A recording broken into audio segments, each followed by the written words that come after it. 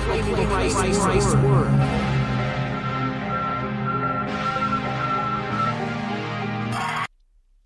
Good morning. Welcome to Holib this morning. I found this very interesting broadcast, and I intend not to just share it to some few people on my contact list. I intend to do a YouTube and then upload it to my YouTube station and have you watch it. Now, presently in many parts of the world, particularly where we are based, Nigeria, people are going through quite a number of challenges. And here is a man of God sharing powerful content, awesome wisdom on how to navigate your way through. See, either you're a Christian or a non-Christian, this is what happened. When things happen and when there is a sudden economic change or shift, certain things are expected of us to make quick adjustments, realign and readapt to the situation at hand and get our balance and then rise from whatever we find ourselves in. This will really bless you because it's a real talk. What happens when there is challenge economically?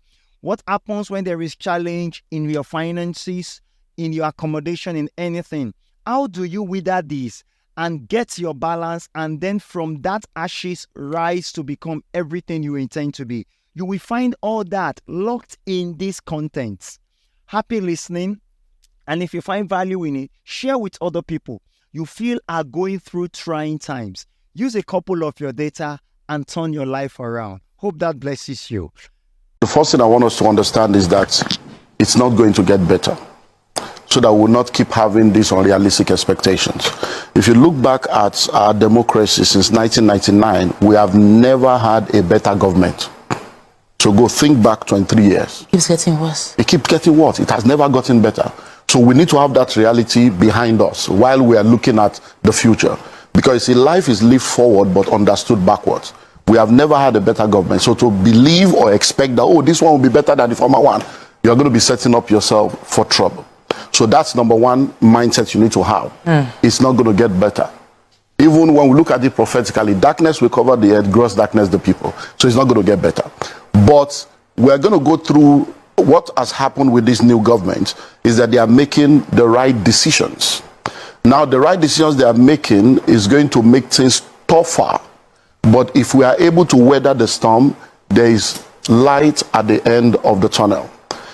With reference to subsidy, I wish that with reference to subsidy, we have all accepted the 2012 verdict because Sanusi was crying. Was it Okonjo Iweala? They were all crying. They gave us the figures. But this same APC government and many other people were against them. Today now, some people are fighting. This subsidy is a fraud. We all know it has to go. So anyone that is saying they should not remove subsidy, you are not being realistic. Because we are at the bottom of the bottom of the bottom. So subsidy must go. The challenge is always, should we go now? What do we need to put in place before it go? All those are stuff we'll discuss with time. But that it must go, it has gone. Number two, the floating of the dollar. It's a good decision. But one thing we need to understand is that there's what we call the gestation period for every policy. When a policy is made, it takes between 6 months to 2 years. All other factors being considered before the benefit of that policy begins to come. So all these ones we think things are tough. It's not tough. We have not started. So don't even disease. You have not started because we are just less than 2 months in the policy now. So it is when the policy goes through its gestation period. So for the fuel subsidy, for instance, it's going to go higher and higher. Then when all the fuel that people that have given licenses have come in, then it can begin to go down. But don't forget that we don't have any refinery. We have not been able to have one refinery in almost 40 years. Yet an individual did one in less than 4 years. Another one is doing one now that will be ready in another 4 years. It shows that we are not ready. So for you to be expecting that government will do something for you, you are fooling yourself. The government is not there to help you. So you have to think of how to help yourself, which is where survival strategy now comes in. So my own advice for individual is to understand that the principles that makes for surviving and thriving in any economy has never changed. There's nothing you're going through today that people have never gone through before. They survived it. If we survive lockdown, we'll survive this one. We just need to face reality. And the reality is twofold. Increase your income or reduce your expenditure. But many times people always think of increasing income alone. Reducing your expenditure is a major aspect of surviving any economy, because the income will not necessarily increase if you don't have value that you are offering that will demand money to flow to you. So if you are earning salary will not increase. They will even most likely sack you. Because if I'm to advise an entrepreneur right now, entrepreneurs should be making the tough decisions. Tough decisions includes letting go of people that you can survive without, letting go of people so that you can be able to have a lean operation and then be able to survive as a business. So that means you that think that things are tough, that the salary is small, you most likely even lose that small salary, because entrepreneurs will have to make the tough decision. So number one is reducing expenditure. And I want to deal with the major aspect of life. And please listen to me objectively if you want solution.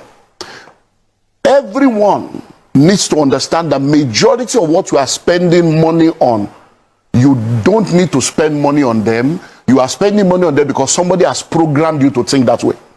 And until we go back and face reality, we're going to remain. So let's go to the major thing: food, clothing, shelter, academics. Those are the things that take money. So let's break it down. Number one, food. You say 3 square meters. Is 3 a square or a triangle? Who told you you must eat 3 times a day? That's part of the setup. So we have all been grown. Oh, breakfast, lunch, and dinner. Where? Who told you that? Who defined it so much? So even when you are not hungry, you are asking for food. You ask yourself, "Hey, where's my lunch? Are you hungry? Hey, but I've not eaten lunch." Must you eat lunch? So everybody must go sit down as a family and say, "Okay, in this family, from today, 011, 101, 001, whatever, you must reduce your food." Because you eat to live, you don't live to eat. If you eat once a day, you will not die. You're going to go through a period within 2-3 weeks, you will adjust. You'll be shocked that once a day is okay and you'll be healthy. Once you eat well, that's on the food aspect. On the issue of clothing, we don't need to talk too much. Most of the time, it's self-esteem issues. People don't even know what you are wearing. There's what we call the 20-40-60 principle. When people are in their 20s and in their 30s, most of the decisions they make is based on what people will say, how people will feel. By the time you get to your 40s and 50s, you don't care what anybody is saying. By the time you become 60, you realize that nobody was even saying anything in the first place. You are the one setting yourself up. How many times have you done a wore shoe and nobody saw? That you now told them, you didn't see myself, how you do shoe. Your husband will give you money to go to salon. And you will return and he will not even commend you because he has forgotten. There are many things the man is thinking of. It's not that you went to do hair. So most of the things we are spending money on, all the clothes you have in your wardrobe, your bungalow is in your wardrobe. All the clothes you have in your wardrobe, how many have you worn? All through lockdown, what did you do with those clothes?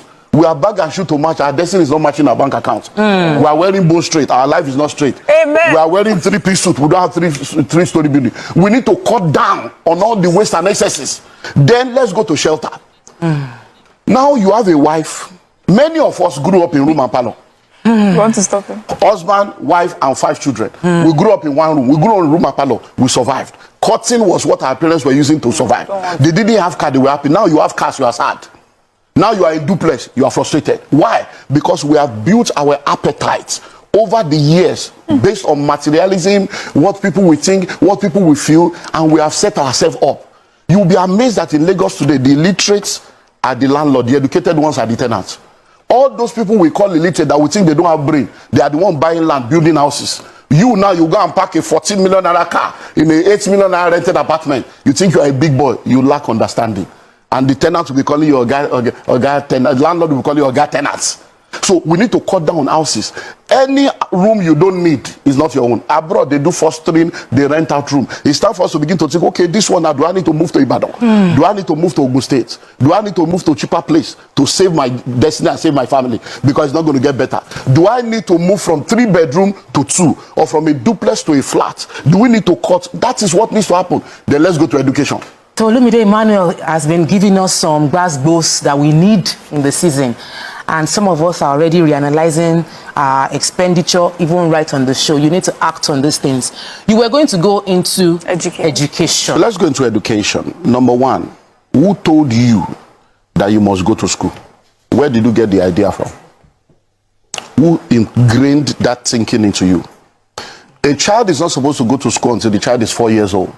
Because we destroyed the public education, a generation of private school owners came and started coming up with products to take money from our pocket and program us into the bondage of education. So they start talking of preschool, kindergarten, all kinds of names for the first 4 years where nothing. And many people now, that's what you are spending money on. So your husband is earning 250. You are earning 80,000 or 100,000. So the total money coming to your family is 350. The school fees you are paying is 200. Where is the wisdom? Can't somebody stay? Now, thank you for listening to the awesome interview and words of wisdom and common sense of today. And then stay tuned to the station for more impactful content that will bless your life, that will bring about a major shift. Help to like, help to subscribe, help to share the content. Use it to be a blessing to someone else. And until we come your way again, child of God, remain blessed. Bye.